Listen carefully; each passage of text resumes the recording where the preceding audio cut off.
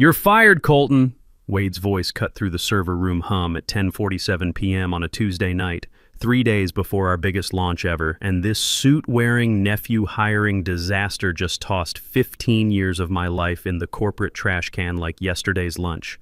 I'm Colton Pierce, 47 years old, ex-Marine turned lead systems architect at CoreFlow Industries. That fancy title means I'm basically the digital janitor, cleaning up messes left by MBA types who think the cloud is some magical place where data lives rent-free. I've been keeping this place running for 15 years, through 3 CEOs, 2 recessions, and more incompetent VPs than I can count on my bourbon-stained fingers. Wade Foster stood there in his $2,000 suit, checking his Apple Watch like he had reservations at some fancy steakhouse. The guy fails upward so fast he breaks physics. He smells like expensive cologne and unearned authority, with that dead-eyed smile that says he's about to destroy your life using corporate buzzwords. Effective immediately, he continued, not even looking at my screens where I'd been debugging code for Project Phoenix, the global integration that was supposed to automate our entire shipping network. Severance is standard. 2 weeks. Security's already coming up. My mortgage payment flashed through my head. $2,847 a month. My daughter's college tuition bill sitting on my kitchen counter. The health insurance I'd lose. At 47, getting fired isn't just career disruption, it's financial catastrophe. You're firing me, I said, tasting copper in my mouth, 3 days before Phoenix launches. Because why exactly? Culture fit, Wade said, straightening his tie. You're too slow, Colton. Too methodical. You double-check everything, build redundancies for redundancies. We need agility. Speed. My niece Lindsay thinks your protocols are legacy drag. Lindsay Foster, 24 years old, 8-week coding boot camp. Calls herself a digital transformation specialist on LinkedIn. The girl who asked me last week if Python was related to the snake exhibit at the zoo. Legacy drag? I stood up, my chair rolling back. Wade, that drag is the firewall keeping every hacker from here to Moscow from turning our logistics network into their personal cryptocurrency mine. He held up a manicured hand. Actual manicure like some Wall Street prima donna. Lindsay moves fast. She breaks things to fix them. That's the modern way. She's going to break the company. Heath will escort you out. Wade gestured to the doorway where Heath Lawson, our night security guard, stood looking like he wanted to disappear into the floor. Heath's a good guy. I bring him coffee every Friday, black with 1 sugar. He knows my ex-wife's name, asks about my daughter's soccer games. Now he had to march me out like some criminal. I need to document the integration patch, I said, reaching for my keyboard. My screens showed the command line interface, green text on black, the language I speak better than English. The cursor blinked at the end of a critical command. Don't touch company equipment, Wade snapped, his corporate mask slipping. Lindsay takes over at 8 a.m. She'll handle integration. The absurdity hit me like ice water.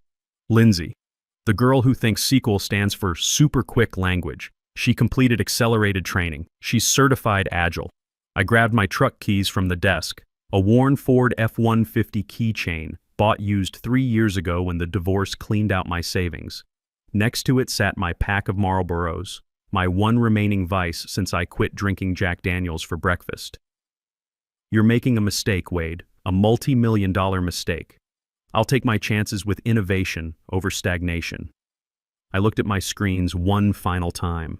3 monitors displaying the guts of Project Phoenix, code I'd written, debugged, refined over months of 60-hour weeks. The integration layer that connected shipping centers from Los Angeles to Shanghai, managing everything from frozen pharmaceuticals to live lobsters. One misplaced command could crash the entire network. I didn't save my work. I didn't commit the changes. I just reached over and turned off the monitors, leaving my final patch uncommitted in system memory, like leaving a loaded gun on the table. You sure about this, Wade? Completely. Now please, you're making a scene. There was nobody else in the office to see any scene, but in Wade's corporate fantasy, he was already rehearsing this story for the board. How he trimmed the fat. How he ushered in a new era of youthful innovation. I walked past Heath. It's okay, buddy. Just doing your job. I'm sorry, Colton, Heath mumbled, his face flushed. I really am. Not your fault the circus came to town. The elevator ride down felt like a descent into corporate hell. Brushed steel walls and the smell of industrial disinfectant. Heath stood in the corner trying to make himself invisible. I didn't blame him. Guy was just trying to pay for his kids' braces and his wife's medical bills. I was the one carrying the cardboard box of career suicide. When the elevator opened in the lobby, I expected to be escorted straight to the parking garage. But Wade, in his infinite corporate wisdom, had forgotten that my access card was still up on my desk. The same card I needed to get my truck out of the employee garage. Heath, I need my access card, unless you want me to ram the parking gate with my F-150. Heath looked panicked. I'll go get it. I'll go, I said, left it right next to the server keys. We went back up. This time, the elevator opened to a completely different scene. The midnight quiet was gone, replaced by music, that soulless electronic pop that sounds like robots having anxiety attacks. And there, sitting in my ergonomic chair at my workstation, was Lindsay Foster. She looked like she'd been assembled in a factory that produces social media influencers. Perfect hair, perfect nails, perfect ignorance. She'd pushed my dual monitor setup aside to make room for her MacBook covered in stickers. Girl boss, coffee, and code. Disrupt everything. What stopped my heart wasn't the stickers. It was my main screen. The launch console was open, but the command prompt I'd abandoned was gone, replaced by the vendor's shiny dashboard. The graphical interface I never used because it was about as reliable as a chocolate transmission. And there, pulsing in the corner like a digital tumor, was a red warning bar. Database sharding. Manual override active. "Oh my God, is this Colton?" Lindsay chirped, spinning around in my chair like some kid at Chuck E. Cheese. She didn't look guilty about destroying my life's work. She looked excited, like she was meeting a celebrity. "Wade said you were leaving. Totally bummer energy, but hey, fresh starts, right?" I stared at that red warning bar pulsing on my screen like a digital heartbeat. "Lindsay," I said, voice deadly calm, "what did you do to the database sharding protocols?" She giggled. Actually giggled, like I'd asked about her favorite boy band. Oh, that kept giving me these super annoying pop-up warnings about latency and integrity checks. So I just turned off the notifications. "It's running so much faster now. Look at this loading bar go." My blood turned to ice water. She hadn't just turned off notifications. She'd disabled the load balancing inhibitors, the safety systems that kept our database from eating itself alive. It was like removing the brakes from a semi-truck because they made the ride feel sluggish. "That's not speed," I said, gripping my access card so hard the plastic edges cut into my palm. "That's a memory leak. You're flooding the cache with garbage data." "You're being so negative," she sighed, rolling those perfectly mascaraed eyes. "Wade said you were a total downer. Look, I'm just optimizing the user experience for tomorrow's launch. Think of it as preheating the oven." "You're not preheating the oven, Lindsay. You're setting the entire kitchen on fire." Heath touched my shoulder. "Colton, we really need to go. Security protocols." I looked at Lindsay, already back to scrolling through her phone, probably updating her LinkedIn about crushing another late-night innovation session. She had no clue. She was sitting on a digital nuclear bomb, using the detonator as a fidget spinner. I did the math in my head, a skill they don't teach in 8-week boot camps. The cache would fill completely in about 8 minutes. The database would try to write to locked memory addresses. Then the transaction logs would corrupt. Then Project Phoenix would die a very public, very expensive death right as Asian markets opened for business. $200,000 per minute of downtime. $30 million in spoiled pharmaceutical shipments sitting in refrigerated containers. Trucks idling at docks from Shanghai to Rotterdam with no routing data. But hey, at least the loading screens would look trendy while the company burned. I turned around without saying another word. No point explaining quantum physics to a hamster. Back in the elevator, Heath stood quietly in the corner while I pulled out my phone. My thumb hovered over Preston Walsh's contact, the CEO, the guy who built CoreFlow from a single delivery truck in his Phoenix garage 20 years ago. He wasn't a tech genius, but he was a logistics guy, someone who understood that moving things from point A to point B required precision, not personality. I checked the time. 10:58 p.m. The system would start its death spiral in exactly 8 minutes. I typed with the precision of a Marine sniper. System crashes in 8 minutes, Asian markets in 3 hours. Good luck with the fresh thinking. Hit send. 3 dots appeared immediately, then Preston's reply. Don't leave the building. I stopped dead in the middle of the marble lobby. The revolving door was right there. Freedom, unemployment, a bottle of Maker's Mark, and a long conversation with my divorce lawyer about missed alimony payments. But my phone buzzed again. I'm 5 minutes out. Wait for me. Heath, I said, setting my box down on the expensive Italian leather couch. I think I'm going to sit here for a minute. Technically, you're trespassing now, Colton. Technically, Heath, I'm the only person in this zip code who knows how to stop what's about to happen. And in about 6 minutes, Wade's going to find out why legacy systems exist in the first place. It started subtly, like most disasters do. A flicker on the giant monitor behind the reception desk, the one displaying our global shipping network in real time. Usually it's a beautiful web of green lines connecting continents, pulsing with live cargo data. At 11:04 p.m., those green lines started stuttering. Ashley Reynolds, the night receptionist, frowned at her workstation. That's weird. My email just froze up. I knew exactly why her email froze. Our Exchange server shares back-end storage clusters with the logistics database, a cost-cutting measure I'd warned against 3 years ago. Wade said fixing it was unnecessary infrastructure spending. Well, Wade, hope you like communicating via smoke signals. At 11:05 p.m., the phone system started its death scream. Not ringing, shrieking. The entire switchboard lit up like a Christmas tree in a house fire. Ashley grabbed a line. Core Flow Industries, hello? Hello, sir, I can't hear you. There's just static. She looked at Heath with wide, panicked eyes. All the lines are dead. It's just noise. VIP crash, I whispered to myself. When the database locks up, it strangles network bandwidth like a hand around a throat. Voice packets are the first thing thrown overboard when the digital ship starts sinking. Then came the sound of panic. Muffled thuds echoing from the stairwell. Someone was sprinting down 20 floors because the elevators were too slow for catastrophe. The stairwell door burst open like a breached hull, and Shane Sullivan stumbled out, our junior dev, good kid, chronic asthmatic, looking like he'd just witnessed the digital apocalypse. Heath, Shane screamed, ignoring protocol entirely. Heath, is Colton still here? Please tell me Colton's still here. Heath pointed at me. Shane ran over, sweating through his vintage Star Wars t-shirt like he'd just finished a marathon in Death Valley. Colton. Oh God, it's all gone. It's completely gone. What's gone, Shane? I asked, checking my fingernails like I was discussing the weather.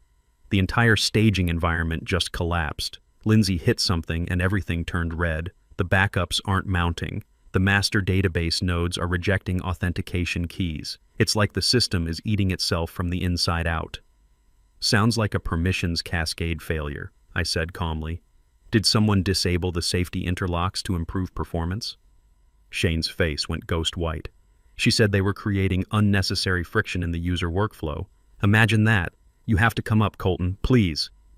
Wade's screaming at everyone. Lindsay's locked herself in the server room crying. Asian distribution centers are calling every 30 seconds asking why their systems are down. If we're still offline when markets open, we lose about $200,000 a minute in operational revenue, I finished for him. Plus liability for spoiled shipments, regulatory fines, client contract violations. Rough night for Wade's quarterly performance review. Please, Colton. I'll do anything. I can't help you, Shane. I was terminated for being too slow. I'm officially a security risk now. Heath, am I authorized to access company systems? Heath shook his head vigorously. Strict orders. Immediate escort off premises. There you go. I shrugged. My hands are tied, and my severance package definitely didn't include emergency technical support. That's when the revolving door spun with authority, bringing a gust of cold Phoenix air and the unmistakable presence of a man used to fixing problems with his bare hands. Preston Walsh walked in like a force of nature. Preston Walsh didn't look like the billionaire CEO from magazine covers. His tie was loosened, his hair disheveled, and he was holding his phone like it contained launch codes for nuclear missiles. He ignored the screaming switchboard, ignored Shane hyperventilating, ignored Ashley frantically trying to restart her computer. He walked straight to me with the focused intensity of a man who'd built an empire from truck routes and shipping schedules. You knew this would happen, he said, his voice like gravel in a cement mixer. I predicted it, I corrected, standing up from the leather couch. There's a difference between magic and 15 years of reading system logs that everyone else ignores. How bad is it? Catastrophic. Lindsay just poured gasoline on an electrical fire while standing in a puddle of water.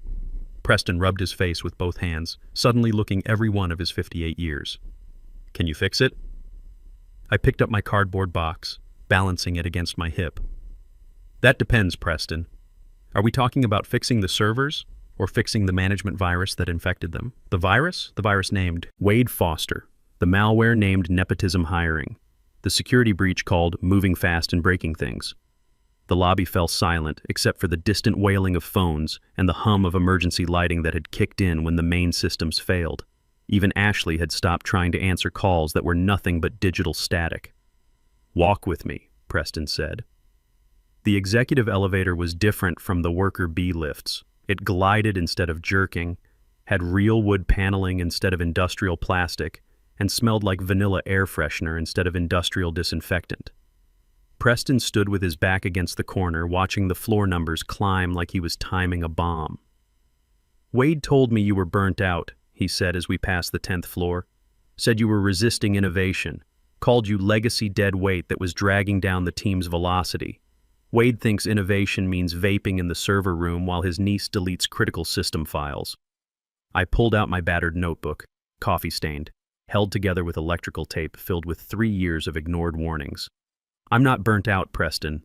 I'm the only one in this building who actually reads the documentation. The elevator opened onto the executive floor where chaos had replaced the usual corporate serenity.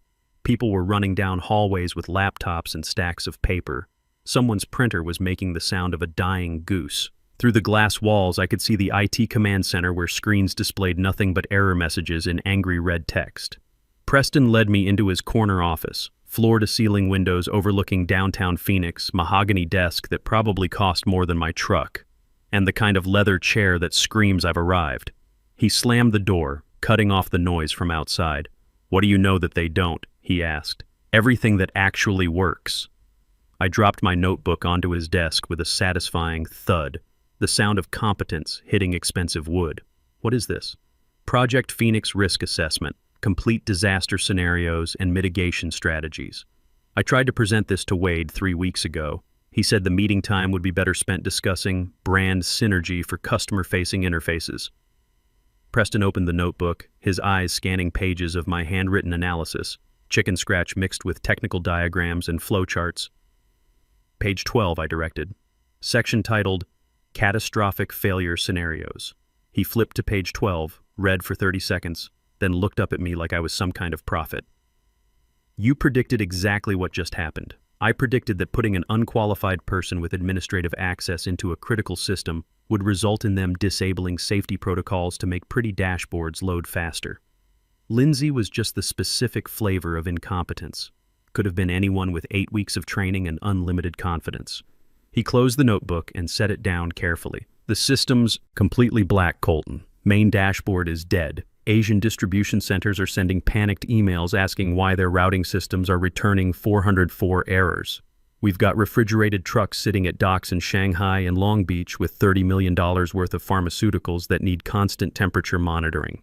I know, I said, lighting a cigarette despite the no-smoking signs plastered everywhere. I designed those monitoring systems. Insulin shipments start degrading in 2 hours without proper data logging.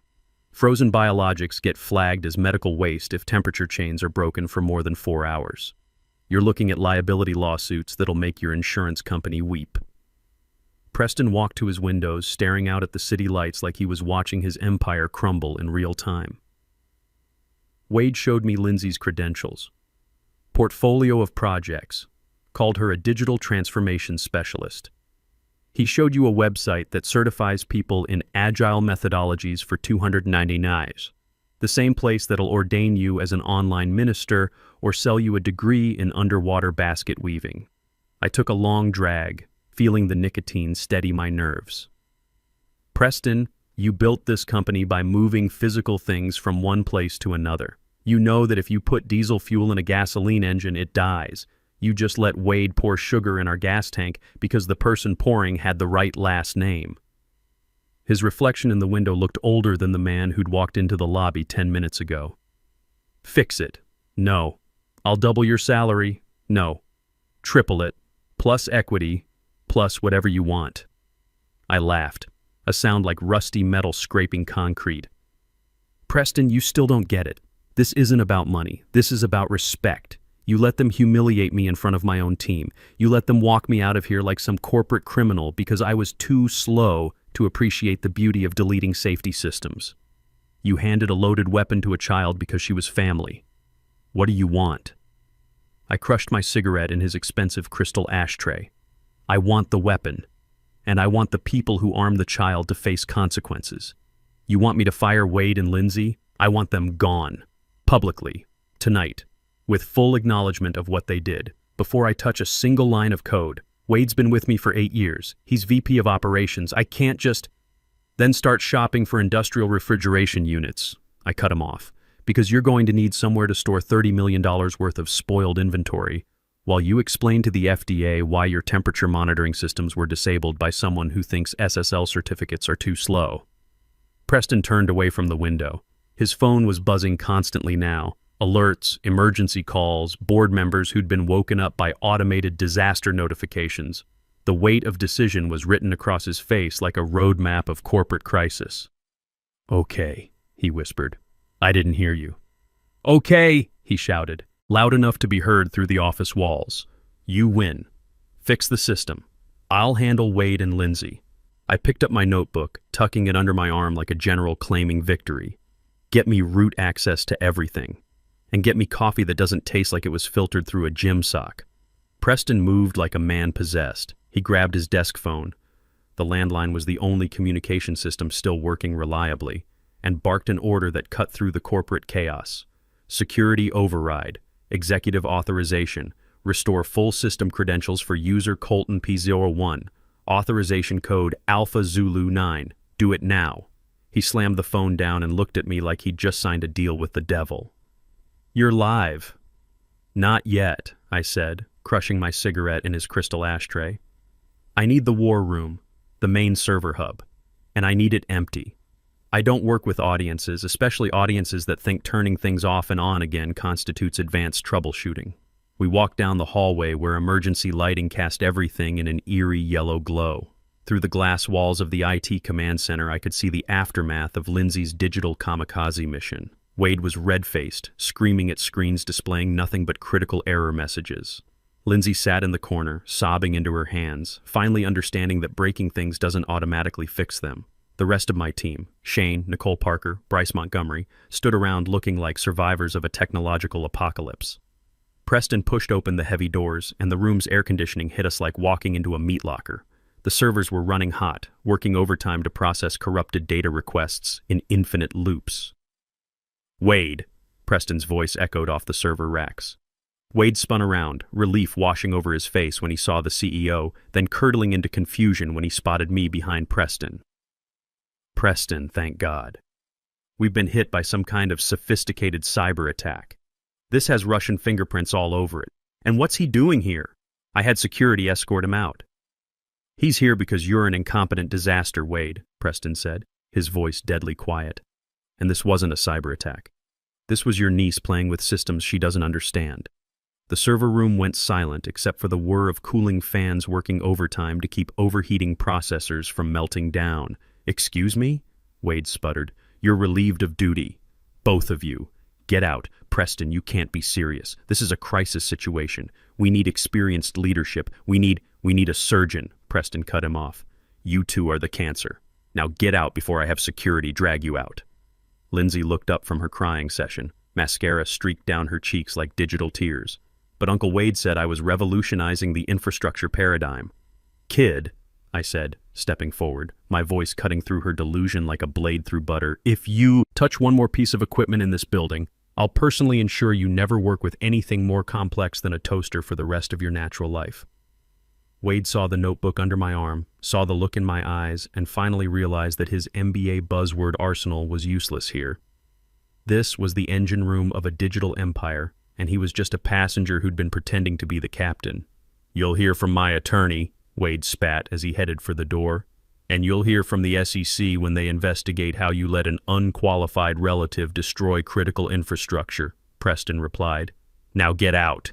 Wade stormed out, dragging the still sobbing Lindsay behind him. Her influence career was over before her first real paycheck cleared. I looked at my team, Shane, Nicole, Bryce, good people who'd been forced to watch incompetence destroy months of their work.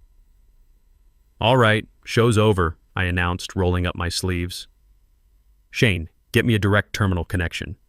Nicole, kill all external gateway connections. We're going dark for exactly 5 minutes. Bryce, start mirroring the transaction logs to our backup sandbox, but don't try to parse them yet. Just raw data transfer. Going dark means the tracking APIs fail completely, Nicole said, her voice shaking. They've already failed, I replied, sitting down at the main console that Lindsay had abandoned. Right now we're just stopping the bleeding before we can stitch up the wounds. I pulled a disinfectant wipe from my pocket. Keyboards are disgusting, especially ones that have been touched by incompetent hands, and cleaned every key before I started typing. Preston, I said without turning around, you might want to cover your ears. I'm about to violate roughly 14 corporate IT policies to bypass the security locks your niece-in-law created. Just fix it, he said. I cracked my knuckles like a pianist preparing for Carnegie Hall and lit another cigarette. You can't smoke in here, Shane squeaked. The fire suppression system. Disable the smoke detectors, Shane, I said, taking a long drag. The grown-ups are working. The main screen was a museum of digital disasters. Red text everywhere, fatal exceptions cascading like a waterfall of corporate failure. Lindsay had somehow managed to force our multi-threaded database architecture into single-thread execution mode. It was like trying to funnel Niagara Falls through a drinking straw. Listen up, I commanded, ash falling onto the console like snow on a battlefield. We're doing emergency surgery on a patient that's technically dead. Shane, I need those transaction logs mirrored to the sandbox environment. Don't try to parse or validate, just dump everything raw. Copy that, Shane said, his fingers flying across his keyboard. Nicole, manually lock down the Asian distribution nodes. Send them maintenance mode flags. It's completely false, but it'll buy us 10 minutes before they start calling the State Department.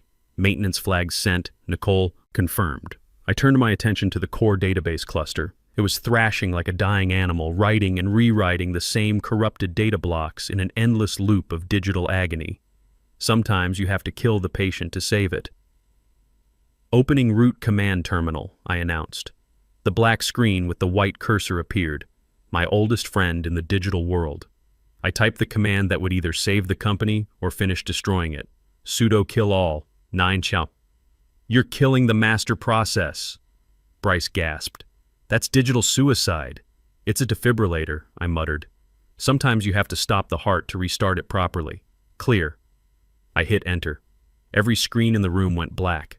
The server fans spun down to almost nothing. The room fell into a silence so complete you could hear people's heartbeats. Did we just delete the entire company? Shane whispered. Wait for it, I said, taking a drag of my cigarette. Come on, you beautiful piece of engineering. I built you better than this. Suddenly, like the sun breaking through storm clouds, a single line of green text appeared on the main monitor. System reboot initiated. Checking integrity. Legacy fail-safe protocol detected. Colton is paranoid v4.2. What is that? Preston asked, stepping closer to the screens. That, I said, pointing at the text with my cigarette like a conductor's baton, is the so-called legacy drag that Wade wanted to eliminate. It's a complete ghost image of our entire system that I've been secretly creating every 6 hours for the past 3 years. Slow to generate, invisible to casual users, and completely immutable. Lindsay couldn't delete what she never knew existed. Green text began cascading down the screens like digital rain. Restoring database tables, 35%, 67%, 89%. Shane, prepare to reopen the external gateway on my mark, I commanded. When this hits 100%, we're going to get hit with a tsunami of backlogged requests. Ready and waiting, Shane confirmed. Restore complete. All systems nominal. Mark!